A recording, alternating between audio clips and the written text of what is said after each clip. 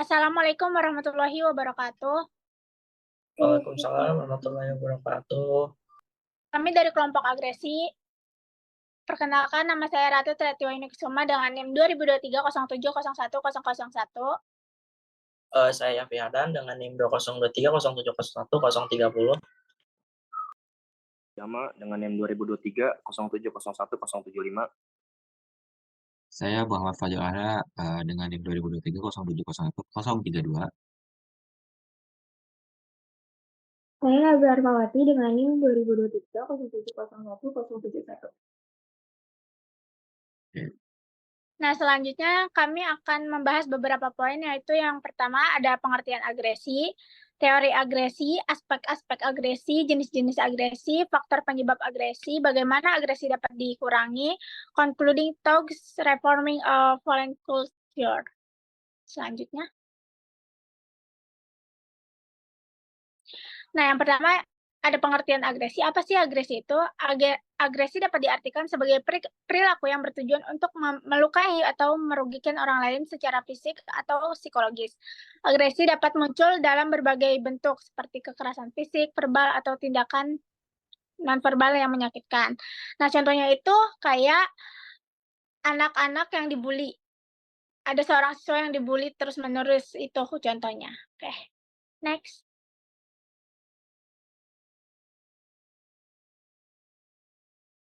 Yang berikutnya yaitu teori agresi. Di sini ada 5 teori agresi. Yang pertama yaitu teori biologis yang menyatakan bahwa agresi dipengaruhi oleh faktor genetik dan hormonal seperti testosteron dan struktur otak yang terkait dengan agresi. Contohnya yaitu pengaruh hormon, genetika, atau struktur otak yang tadi. Yang kedua yaitu teori frustasi agresi. Nah, mengemukakan bahwa frustasi dalam mencapai tujuan dapat memicu perilaku yang agresif, terutama jika tindakan orang lain dianggap tidak dapat dibenarkan. Nah, contohnya yaitu kegagalan dalam mencapai tujuan. Nah, contohnya seseorang siswa yang berusaha keras untuk mendapatkan nilai tinggi, tetapi gagal dalam ujian. Mungkin dia itu merasa frustasi dan kemudian menunjukkan agresinya, seperti berkelahi kah, dengan teman sekelas, atau merusak barang-barang yang ada di sekolah. Nah, yang ketiga, yaitu teori pembelajaran sosial, diajukan oleh Albert Bandura. Teori ini menyatakan bahwa agresi dipelajari melalui observasi dan pengalaman, di mana individu meniru perilaku agresif yang mereka lihat dari orang lain. Contohnya yaitu pengaruh media. Ya, seperti sekarang ini anak-anak yang sering menonton program televisi atau film yang menampilkan kekerasan mungkin lebih cenderung untuk meniru perilaku agresif dalam kehidupan nyata karena mereka mengamati dan menginternalisasi tindakan tersebut. Ya, yang keempat adalah teori perpindahan, menjelaskan bahwa individu sering mengalihkan kemarahan atau agresi mereka dari sumber frustasi ke target yang lebih aman. Contohnya yaitu kemarahan di tempat kerja. Nah, seseorang karyawan yang dimarahi oleh bosnya mungkin tidak dapat membalas secara langsung, sehingga ia pulang dan mencurahkan kemarahannya kepada anggota keluarga mereka seperti berteriak itu. Nah, yang kelima yaitu ada teori normatif, menyatakan bahwa norma sosial dan konteks budaya dapat mempengaruhi kapan dan bagaimana agresi diekspresikan. Contohnya yaitu norma sosial dalam kelompok. Nah, dalam sebuah kelompok teman, norma yang mengharuskan saling menghormati dapat mencegah anggota kelompok dari perilaku agresif karena mereka ingin diterima dan dihargai oleh teman-teman lainnya dari mereka itu. Oke, next.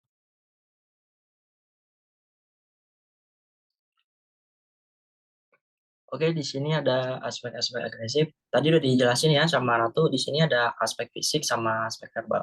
Yang pertama, aspek fisik.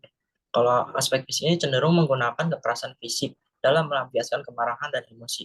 Kalau aspek fisik ini, dia kayak berupa atau tonjokan atau pukulan atau pokoknya yang menyakiti fisik sampai dia merasa luka atau merasa kesakitan. Nah, yang kedua ada aspek verbal. Aspek verbal ini bentuknya pelaksanaan atau ucapan terhadap individu lain yang dianggap tidak menyenangkan. Aspek verbal ini kayak lebih ke cacian, makian, kayak misalkan dia ngata-ngatai orang, kayak ngata-ngatain fisik orang sampai dia sakit hati, sampai dia pokoknya sampai sakit hati. Oke, next.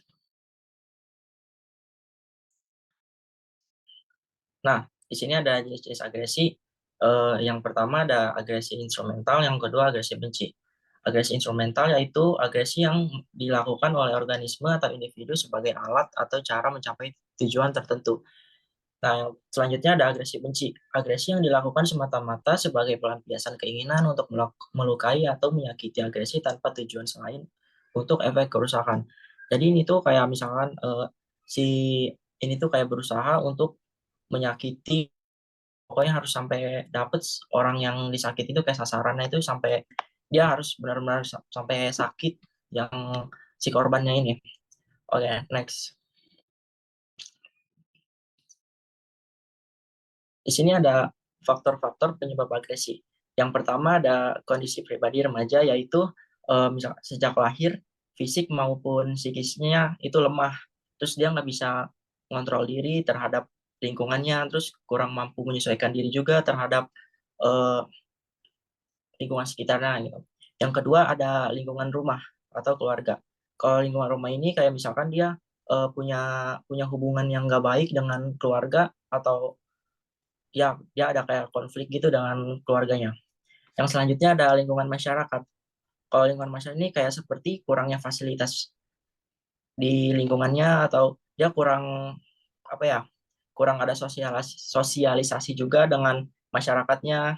Jadi itu bisa nyebabin agresi juga. Yang terakhir ada lingkungan sekolah. Lingkungan sekolah ini misalkan eh, misalkan fasilitas pendidikannya sebagai tempat penyaluran bakat dan minat remaja.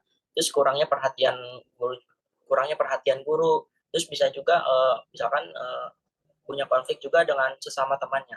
Oke, next.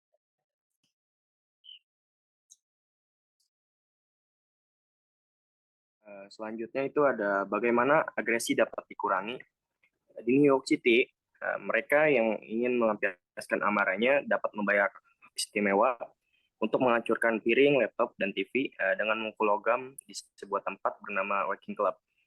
Dallas, Texas memiliki ruang kemarahan, dan Toronto, Budapest, Singapura, Australia, dan Inggris memiliki ruang kemarahan. Di beberapa orang percaya bahwa ekspresi kemarahan ini seharusnya berfungsi untuk mengurangi agresi setelahnya. Jika seseorang menahan amarahnya, kita harus mencari jalan keluarnya. Kita harus memberinya kesempatan untuk melampiaskan amarahnya. Next.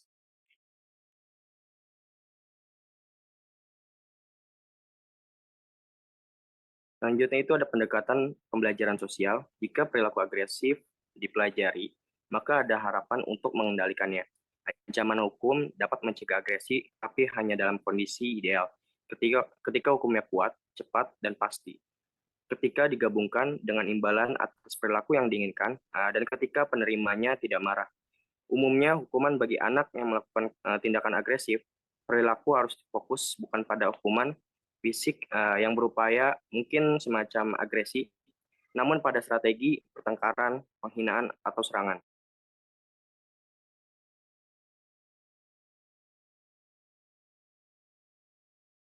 Kemudian ada concluding thought, reforming a violent culture. Kekerasan dan agresi masih sering terjadi di seluruh dunia, termasuk di Amerika Serikat, yang memiliki masalah khusus dengan kekerasan. Orang Amerika punya banyak ide untuk melindungi diri, yaitu ada membeli senjata api untuk perlindungan diri. Yang kedua ada menerapkan persyaratan jika teguran Anda keluar dengan hukuman penjara seumur hidup bagi mereka yang dihukum karena 3 kejahatan kekerasan. Terakhir ada mencegah kejahatan brutal dan memberantas pelaku kejahatan terburuk seperti yang dilakukan beberapa negara dengan mengeksekusi pelakunya. Pendekatan alternatif juga dalam mengatasi akar masalah kekerasan, seperti dalam cerita penyelamatan orang tenggelam, penting untuk menemukan sumber masalah daripada hanya mengatasi gejalanya.